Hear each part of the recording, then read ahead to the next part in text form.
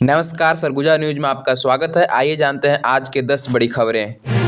छत्तीसगढ़ की राजधानी रायपुर में दिन दहाड़े एक युवक को गोली मार दी गई है। गोलीकांड में यह घटना सबसे व्यस्त इलाके सेंट्रल जेल के बाहर हुई है। गंभीर रूप से घायल युवक को अंबेडकर अस्पताल में भर्ती कराया गया। वहीं इस घटना के बाद राजधानी में हड़कंप मच गया है। ये पूरा मामला गंज थाना क्षेत्र का है। जानकारी के मुताबिक साहिल खान नाम के युवक को कुछ बदमाशों ने गोली मार दी। बताया जा रहा है कि युवक को 2 गोली मारी गई है। घटना की जानकारी मिलते ही पुलिस मौके पर पहुंची और घायल युवक को मेकाहारा अस्पताल में भर्ती कराया गया। साहिल की स्थिति काफी नाजुक बताई जा रही है। फिलहाल गोली क्यों चलाई गई है और इसके पीछे कारण क्या था, इसकी जांच की जा रही है। बेमेतरा कलेक्टर ने जिले की अपर कलेक्टर और 2 एसडीओ समेत 7 अधिकारियों को कारण बताओ नोटिस जारी किया है। इन अफसरों पर कार्य में लापरवाही बरतने का आरोप लगा है। इन अफसरों को जिला स्तर पर आयोजित होने वाले राज्योत्सव में अलग अलग कामों के लिए नोडल अफसर बनाया गया था। वहीं इसकी तैयारी को लेकर 2 नवंबर को बैठक आयोजित की गई थी, लेकिन ये सभी अफसर मीटिंग में नहीं आए और न ही उपस्थिति के संबंध में कोई सूचना दी। इसी वजह से इन्हें नोटिस जारी किया गया था। रायपुर नगर दक्षिण में 13 नवंबर को विधानसभा उपचुनाव के मतदान होना है। सामान्य प्रशासन विभाग ने वोटिंग के दौरान कामकाजी लोगों को किसी तरह की कोई परेशानी न हो, इसके लिए दक्षिण क्षेत्र में सार्वजनिक अवकाश घोषित किया है। बुधवार 13 नवंबर को दक्षिण क्षेत्र के सभी कार्यालयों में सार्वजनिक छुट्टी रहेगी। रायगढ़ जिले के घरघोड़ा वन परिक्षेत्र में 3 हाथियों की मौत के मामले में छत्तीसगढ़ हाईकोर्ट के चीफ जस्टिस रमेश सिन्हा व जस्टिस बी गुरु ने स्वतः संज्ञान में ली गई जनहित याचिका पर सुनवाई कर याचिका ऊर्जा विभाग तथा मैनेजिंग डायरेक्टर छत्तीसगढ़ राज्य विद्युत वितरण कंपनी के शपथ पत्र प्रस्तुत करने के आदेश दिए हैं। वहीं प्रकरण की अगली सुनवाई 20 नवंबर को निर्धारित की गई है। अपराध नियंत्रण कानून एवं शांति व्यवस्था बनाए रखने हेतु जिले में स्थित कबीर धर्म नगर दामाखेड़ा में नवीन पुलिस सहायता केंद्र का संचालन प्रारंभ किया गया है, जिसका शुभारंभ आज पंत उदित मुनि नाम साहब के करममलों द्वारा फीता काटकर उद्घाटन किया गया है। वहीं इस मौके पर पूर्व विधायक भाटापारा शिवरतन शर्मा, कलेक्टर दीपक सोनी, पुलिस अधीक्षक विजय अग्रवाल सहित बड़ी संख्या में कबीर अनुयायी बड़ी संख्या में उपस्थित रहे। मंगलवार 5 नवंबर से छठ महापर्व की शुरुआत हो रही है। छठ पूजा में छठ घाट की चर्चा स्वाभाविक रूप से होने लगती है। क्षेत्रफल के नजरिए से देखते तो मुंबई में जुहू चौपाटी को देश का सबसे बड़े छठ घाट का दर्जा प्राप्त है, पर यह स्थायी घाट नहीं है। पर्व विशेष पर इसे घाट का रूप दिया जाता है। स्थायी व व्यावसायिक घाट के रूप में छत्तीसगढ़ के बिलासपुर ही चर्ची होती है, जहां एक साथ 50,000 से अधिक श्रद्धालु अर्घ्य देने पहुंचते हैं। इन दिनों यहां महापर्व मनाने की तैयारी जोरों से चल रही है। छठ पर्व के पहले यहां अरपा नदी की महाआरती की जाती है।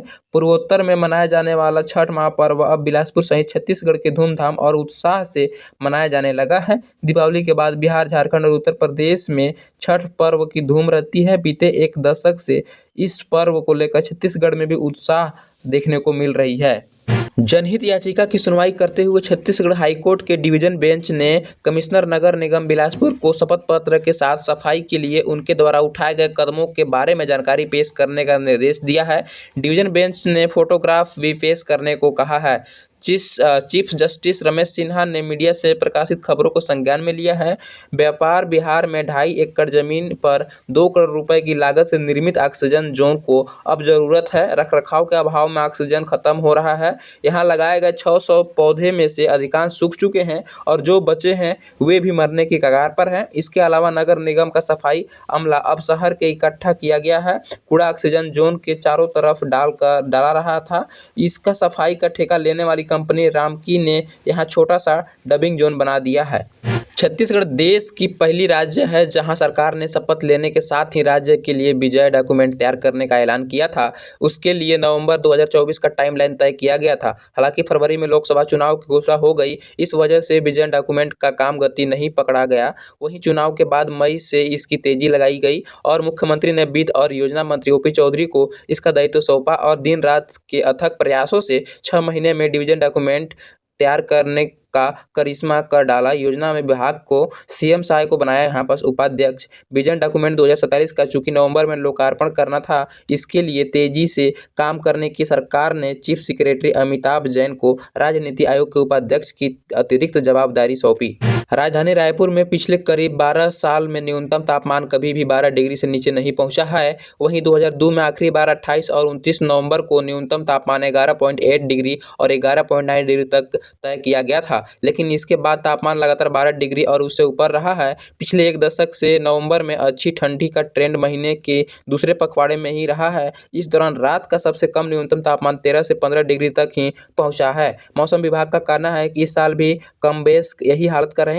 वहीं न्यूनतम तापमान सामान्य के आसपास ही रहने के संकेत हैं। अक्टूबर में मानसून की वापसी के बाद नवंबर के पहले सप्ताह के रात के तापमान में कमी आने लगती है। पहला और दूसरा सप्ताह तापमान सामान्य के आसपास पहुंच जाता है। वहीं दूसरे पखवाड़े से तापमान में तेजी से गिरावट आती है और रात का तापमान न्यूनतम स्तर तक पहुंच जाता है। पिछले एक दशक में न्यूनतम तापमान 20 नवंबर के बाद ही महीने के निरंतर स्तर तक पहुंचा है। इस दौरान उत्तर पूर्वी मानसून के कारण दक्षिण भारत में होने वाली बारिश के असर से छत्तीसगढ़ रायपुर में भी बदलाव देखने को मिल रहा है।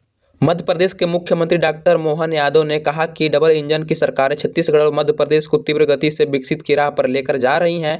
डॉक्टर यादव ने छत्तीसगढ़ में मुख्यमंत्री विष्णु साय के नेतृत्व में संचालित जनहितैषी योजना और माओवादियों आतंक के विरुद्ध संचालित अभियान की सफलता की सराहना की। वहीं उन्होंने ये भी कहा कि सीएम साय के नेतृत्व में छत्तीसगढ़ से माओवादी समाप्त की ओर है। वहीं मध्य प्रदेश के मुख्यमंत्री ने यह भी कहा कि छत्तीसगढ़ और मध्य प्रदेश की साझा संस्कृति है, साझा विचार है। छत्तीसगढ़िया सबले बढ़िया, यह सम्मान ऐसे ही हासिल नहीं हुआ है।